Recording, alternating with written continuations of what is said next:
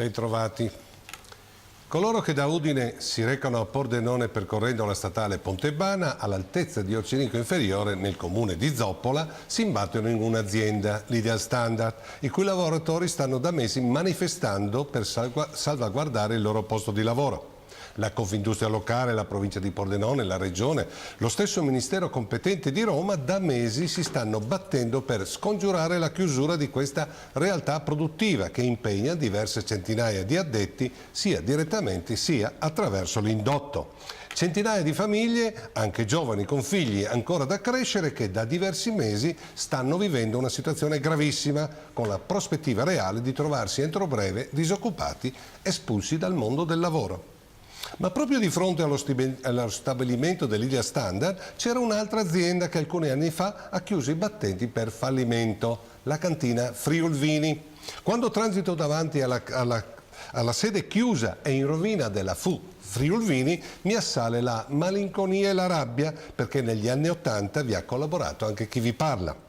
Dicevo malinconia per un'azienda vinicola che un tempo era un fiore all'occhiello tra le cantine regionali, una cantina cooperativa che operava nel mercato italiano e in quello estero con ottimi risultati e profitti e con un'immagine commerciale importante.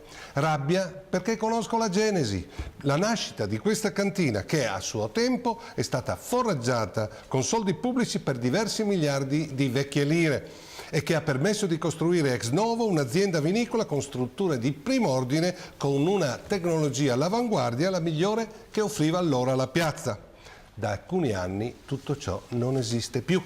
Oggi rappresenta un desolante monumento allo spreco di denaro pubblico e di talenti in cui le erbacce stanno avendo il sopravvento e con il dramma, ovvio, di diverse decine di lavoratori in maestranze che a causa del fallimento si sono trovati a spasso senza lavoro.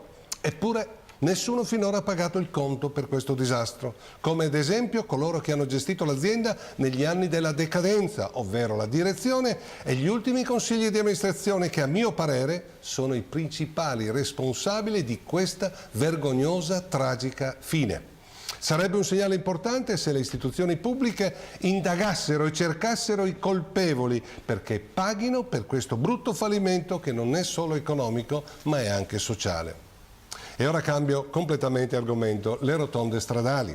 Ormai quasi in ogni incrocio stradale è stata costruita o è prevista per il futuro una rotonda. Siamo diventati il paese delle rotonde, alcune costruite anche in incroci stradali senza esigenze proprio particolari. Ma questi manufatti in genere sono molto utili per la sicurezza, per evitare che si formino delle lunghe code sostituendo il classico impianto semaforico, snellendo il traffico stradale, diminuendo in tal modo anche l'inquinamento automobilistico.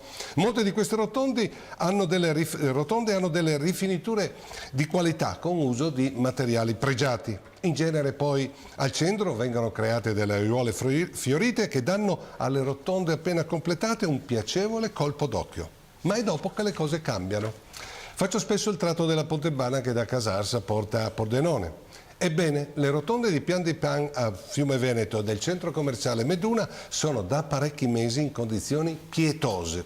Le alte sterpaglie fanno immaginare agli automobilisti di essere immersi in una savana africana.